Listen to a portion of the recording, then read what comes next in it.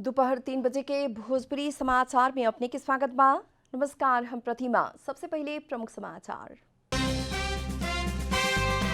नेपाली कांग्रेस के केंद्रीय सदस्य सहित 70 जने में कोरोना संक्रमण, केंद्रीय कार्यालय 5 दिन खातिर बंद।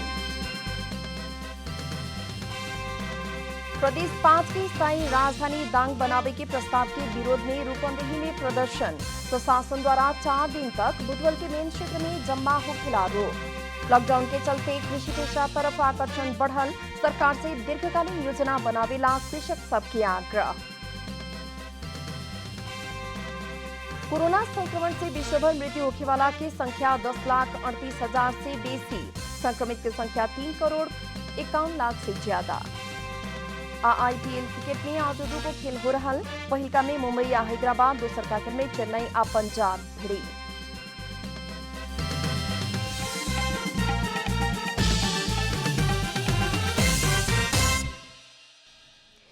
अब पूरा समाचार। प्रमुख प्रतिपक्षी दल नेपाली कांग्रेस के केंद्रीय कार्यालय 5 दिन खातिर बंद भइल बा। पार्टी के पदाधिकारी, केंद्रीय सदस्य आ कर्मचारी सब में कोरोना वायरस के संक्रमण देखा पड़ला बाद कांग्रेस द्वारा 5 दिन खातिर केंद्रीय कार्यालय बंद कैल गेल बा। कांग्रेस केंद्रीय समिति बैठक खातिर आसीन 15 गते पार्टी के पदाधिकारी, केंद्रीय सदस्य आ कर्मचारी करके 270 जने के RT-PCR विधि से नमूना परीक्षण कैल गेल रहे। शनिचर के आयल रिपोर्ट में कांग्रेस के केंद्रीय सदस्य गगन कुमार थापा सहित 70 जने में कोरोना संक्रमण देखल गेल रहे। अब आसीन 22 गते तक कांग्रेस के केंद्रीय कार्यालय बंद रही।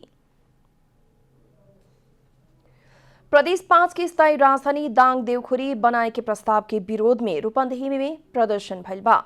कांग्रेस रूपंदेही द्वारा आह्वान कैल गेल बंद संघी बुटवल के संघ संस्था सबके आह्वान में विरोध प्रदर्शन कैल गेल है। बुटवल राजमार्ग चौराहा से शुरू भइल विरोध रैली ट्रैफिक चौक में पहुंच के कोर्ट सभा में परिणत भइल रहे। कोर्ट सभा में बुटवल उद्योग वाणिज्य संघ के अध्यक्ष खिम बहादुर हमाल, नेपाल उद्योग परिसंघ के एजाज आलम, रूपंदेही उद्योग संघ के कार्यवाहक अध्यक्ष माधव पौडेल, होटल तथा रेस्टोरेंट व्यवसायी संघ के अध्यक्ष समुद्र जीसी लगायत के उपस्थिति रहे। वही लेखा पश्चिम नेपाल बस व्यवसायी प्राली के अध्यक्ष दधिराम खरेल, रूपंदेही व्यापार संघ के अध्यक्ष यमलाल लोहनी, बुटवल ही राजधानी उपयुक्त रहल कहत सांसद सबके प्रस्ताव के विपक्ष में मतदान करे खातिर आग्रह कैले रहनी लोग। राजधानी हुनुपर्छ भनेर हामीले यही सञ्जालबाट बारम्बार बैठक बोलाएर हामी अस्थायी राजधानी बुटवलमा हामीले ल्याएका पनि हौं र हामीले आफ्ना बनाएका संरचनालाई हामीले सहयोग गर्नुपर्छ। हामी र घामपानीमा व्यवस्था गरेर हामी रोजिरहँदा पनि हामीले आफ्नो संरचना बनाएर दियौं। पूर्वाधारको नाममा कुनै चाहिँ सिल्को नभएको ठाउँमा गएर आज उहाँहरूले राजधानी चाहिँ सार्ने जमरकुजुल गर्नुपर्छ।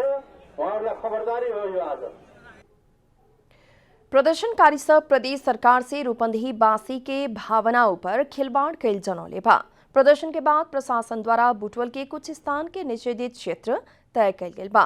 प्रशासन के सूचना में इतवार के सवेरे 6 बजे से 21 गते संझिया 6 बजे तक ले 5 जने से बेसी जम्मा होखेला आ प्रदर्शन करेला भी रोक लगावल गेल बा। नेपाली कांग्रेस द्वारा डॉक्टर गोविंद केसी द्वारा राखल मांग सब जायज भइल कहत ऐक्यबद्धता जनावल गेल बा। कांग्रेस प्रवक्ता विश्व प्रकाश शर्मा डॉक्टर केसी के मांग सब में समर्थन जनावत कांग्रेस औपचारिक रूप में विज्ञप्ति जारी हो चुकल बतौले बानी। फिर भी केंद्रीय कार्य समिति के बैठक से थप निर्णय करके ऐक्यबद्धता जनावे के तैयारी हो रहल उहाँ के बतौले बानी।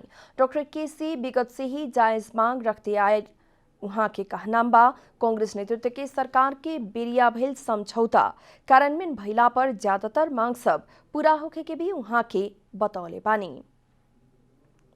संसद के विशेष अधिवेशन बुलावे के संदर्भ में कांग्रेस द्वारा औपचारिक निर्णय न भइल प्रवक्ता शर्मा बतौले बानी। हालांकि जनजीवन चल रहा अवस्था में भौतिक दूरी कायम रख के संसद अधिवेशन चलावे पड़े के उहाँ के बतौले बानी।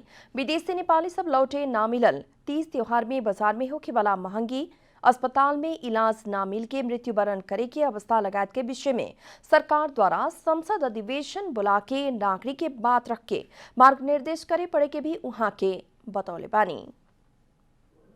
सर्वोच्च अदालत के न्यायाधीश सहित कुछ कर्मचारी में कोरोना संक्रमण के पुष्टि भइला बाद इतवार के ज्यादातर इजलास प्रभावित बनल बा। इतवार के न्यायाधीश डॉक्टर मनोज कुमार शर्मा के एकमात्र एकल इजलास तय भइल बा। बाकी सभी इजलास स्थगित बाटे। शनिचर के प्राप्त रिपोर्ट में एक न्यायाधीश, इजलास अधिकृत आ अन्य कर्मचारी में भी कोरोना पुष्टि भइल रहे। संक्रमित के संपर्क में रहल न्यायाधीश होम क्वारेंटीन आ सेल्फ आइसोलेशन में रहल सर्वोच्च जानकारी दिले बा। पिछला समय काठमांडू उपत्यका में कोरोना वायरस संक्रमण तीव्र गति में बढ़ रहल बा। काठमांडू के कुलेश्वर में संचालन में रहल ज्यादातर फल फूल दुकान के संचालक विदेशी नागरिक भइल खुलासा भइल बा। कृषि सामग्री संस्थान द्वारा शटर भाड़ा में धेला बाद नेपाली नागरिक के धेला पर भी हाल ज्यादातर शटर विदेशी नागरिक से संचालन कैल गई मिलल बाटे। काठमांडू महानगर पालिका के बाजार अनुगमन टोली से इतवार के कैल गई बाजार अनुगमन के क्रम में ऐसन रहस्य के खुलासा भइल ह। टोली द्वारा मूल्य सूची ना भइल ज्यादातर दुकान के तत्काल कार्यालय में आवेला पत्र भी काटल गेल बा। स्टलहरुमा चाहिँ बाहिरी साथीहरूले भारतीय साथीहरूले चाहिँ प्रयोग गरिरहेको तर नेपाली साथीहरूको नाममा चाहिँ प्यान लिएर दर्ता गरेर गरिएकोले यहाँ चाहिँ अलिकति जटिलता भएको हुनाले हामी कृषि सामग्री कम्पनीसँग पनि यसको बारेमा चाहिँ दर्ताको प्रक्रिया के छ, यो प्रक्रिया के भइरहेको छ भन्ने कुरा हामी चाहिँ त्यहाँ चाहिँ बुझ्न गइरहेका छौँ। नेपाल फलफूल थोक व्यवसायी संघ द्वारा हाल 162 को शटर सब संचालन में रहल आ दैनिक 50 लाख से 1 करोड़ तक के कारोबार हो रहल जनावल गइल बा।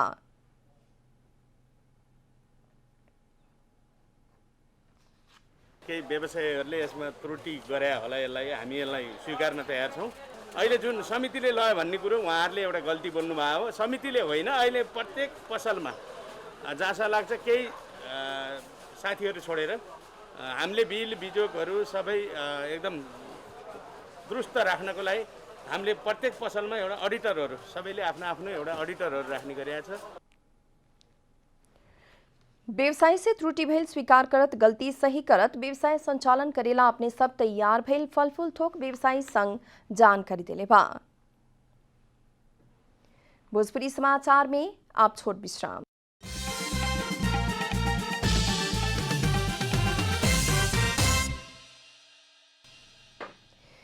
भोजपुरी समाचार में आप थप समाचार। बांके के कोहलपुर नगरपालिका वार्ड नंबर 12 के कर्ण बहादुर बिका के परिवार आर्थिक संकट में पड़ल बा। 2073 साल माघ 26 गते अपने से चलावल ट्रैक्टर दुर्घटना भइला बाद मेरुदंड टूटला बाद परिवार में संकट आयल है। बांके के कोहलपुर नगरपालिका वार्ड नंबर 12 के कर्ण बहादुर बिक अपने से चलावल ट्रैक्टर दुर्घटना में पड़ल रहलन। दुर्घटना में पड़ के 30 वर्ष के बिक के डाँड टूटल रहे। दुर्घटना के बाद काठमांडू के टीचिंग में 2 महीना, काभ्रे के धुलीखेल में 5 महीना तकले इलाज कैल बिक अभिन आर्थिक संकट में पड़ल बाड़न। मलाई अब अहिलेसम्म कुनै सहयोग कतैबाट आएको छैन। घरमा यस्तै आर्थिक स्थिति कमजोर भएर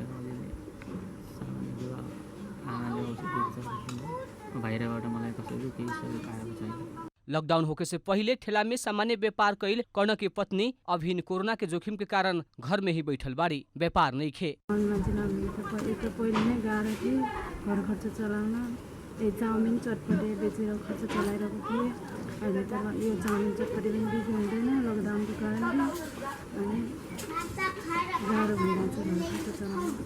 भारत में काम करे गईल कर्ण के बाबू 2 बरस से परिवार के संपर्क में नहीं खन आयल। आर्थिक संकट के कारण कर्ण के नियमित चेक जाँच भी होखे नहीं के सकल। मैले कसैबाट केही पनि सहयोग पाइन, मेरो छोरालाई ठाउँमा पुर्याउन सकिन, के गरौँ भन्ने रात दिनै म चिन्तै छु मनमा खेलाउन। बाबुले 1 रुपैयाँ कमाएर ल्याउने भन्दा पनि बाबु साथमा भइदिए भए पनि यति मलाई चिन्ता हुने थिएन। अब बाबु ठेक्कै छैन, अहिले 2 वर्ष बहादुर इन्डियातिर गएको, अब कमाउन गएको मान्छे पत्तै छैन, यस्तो ठाउँमा छ भने थाहा पनि छैन। यो छोराले मलाई ठुलो आशा टोयलेट गएर दिशा फाल्ने भइदिए भए मलाई त्यति नै पुग्ने थियो। म मरे पनि मेरो छोराले दिशा गर्न सक्ने त थियो भन्ने थिएँ। गाड़ी चलाओ में अनुभवी भइला पर भी ट्रैक्टर दुर्घटना से कर्ण के जीवन में संकट पैदा कैले बा। बांके से रविन्द्र सिंह ठकुरी की रिपोर्ट। कोरोना महामारी के कारण देश के बहुते क्षेत्र में असर पड़ल बा। उद्योग धंधा कल कारखाना नियमित संचालन में नहीं खे, लेकिन कृषि क्षेत्र में सकारात्मक प्रभाव पड़ल बा।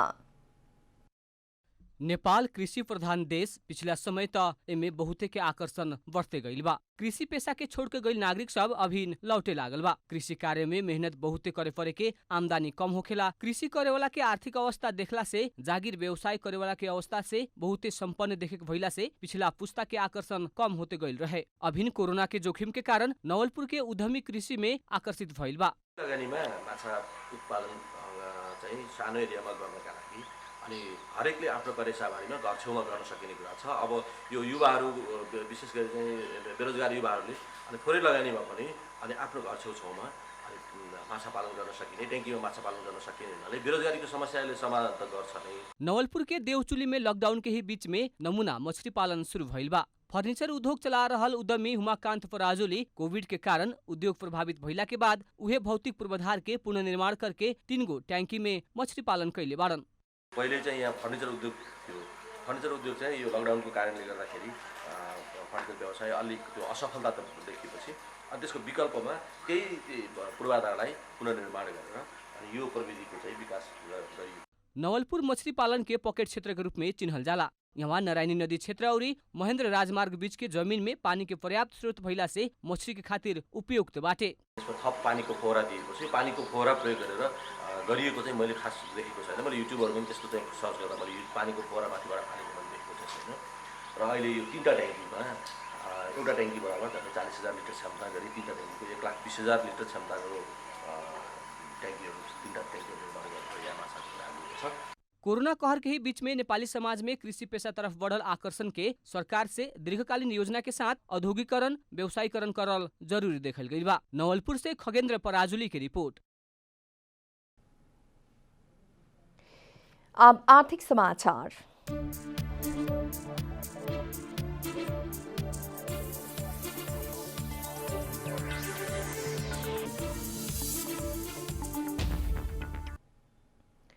सहकारी संस्था, सहकारी बैंक आ सहकारी संघ सबके ब्याज पूंजीकरण न करेला सहकारी विभाग परिपत्र कैले बा। सहकारी संघ संस्था द्वारा आपन सदस्य सबके कैल गेल लगानी से आवे वाला ब्याज के फेरू सावा रकम में जोड़ के कारोबार कैल मिलला पर कार्यवाही करे के विभाग जनौले बा। सहकारी ऐन दफा 50 के उपदफा 5 में सहकारी संस्था द्वारा प्रदान कैल गेल कर्जा में लागे वाला ब्याज के मेन कर्जा में पूंजीकरण करके उहे आधार में ब्याज लगावे ना मिले के व्यवस्था बाटे। ऐन के उहे व्यवस्था मुताबिक सहकारी संघ संस्था द्वारा सावा आ ब्याज रकम फरक फरक लेवे किस्म से कारोबार करे के पड़ी। सहकारी संस्था, सहकारी संघ आ सहकारी बैंक द्वारा अपना से प्रदान कैल कर्जा में लागल ब्याज के सावा रकम में जोड़ के थप ब्याज लगावेला कैल गेल भेटैला पर कार्यवाही करे के भी विभाग जानकारी दिले बा। भोजपुरी समाचार में फिर छोट विश्राम।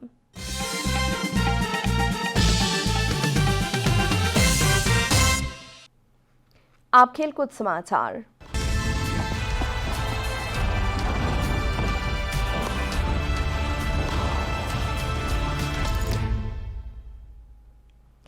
इंडियन प्रीमियर लीग IPL में आज 2 खेल हो रहा बा। मुंबई इंडियंस आ सनराइजर्स हैदराबाद बीच के खेल नेपाली समय मुताबिक दोपहर 3:45 बजे से शुरू होगी। वही लेखा चेन्नई सुपर किंग्स आ किंग्स 11 पंजाब बीच के खेल नेपाली समय मुताबिक रात के 7:45 बजे से शुरू होगी। चेन्नई आ पंजाब खातिर एक खेल महत्वपूर्ण मानल गई बाद दोनों टीम 4 खेल में 3 मैच हारल बाटे। पॉइंट टेबल में चेन्नई 8वां आ पंजाब 7वां स्थान में बाटे।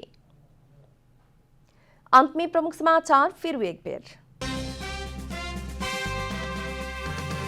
नेपाली कांग्रेस के केंद्रीय सदस्य सहित 70 जने में कोरोना संक्रमण, केंद्रीय कार्यालय 5 दिन खातिर बंद। प्रदेश 5 की स्थायी राजधानी दांग बनावे के प्रस्ताव के विरोध में रूपंदेही में प्रदर्शन। प्रशासन द्वारा 4 दिन तक बुटवल के मेन क्षेत्र में जमा होखेला रोक। लॉकडाउन के चलते कृषि पेशा तरफ आकर्षण बढ़ल, सरकार से दीर्घकालीन योजना बनावेला कृषक सब के आग्रह। कोरोना संक्रमण से विश्वभर मृत्यु होने वाला की संख्या 10,38,000 से बेसी, संक्रमित की संख्या 3,51,00,000 से ज्यादा। IPL क्रिकेट में आज 2 खेल हो रहा। पहिलका में मुंबई आ हैदराबाद, दोसर का खेल में चेन्नई आ पंजाब भिड़ी।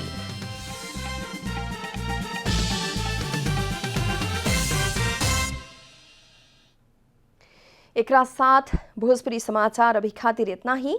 जनता द्वारा जनता खातिर प्रसारित जनता टेलीविजन के कार्यक्रम सब अपने यूट्यूब, ट्विटर, फेसबुक हमनी के वेबसाइट जनतासमाचार.com में भी पढ़ आ देख सकतानी लोग। सूचना में अपने के सहभागिता, समय में समाचार, हमनी के प्रतिबद्धता। नमस्कार।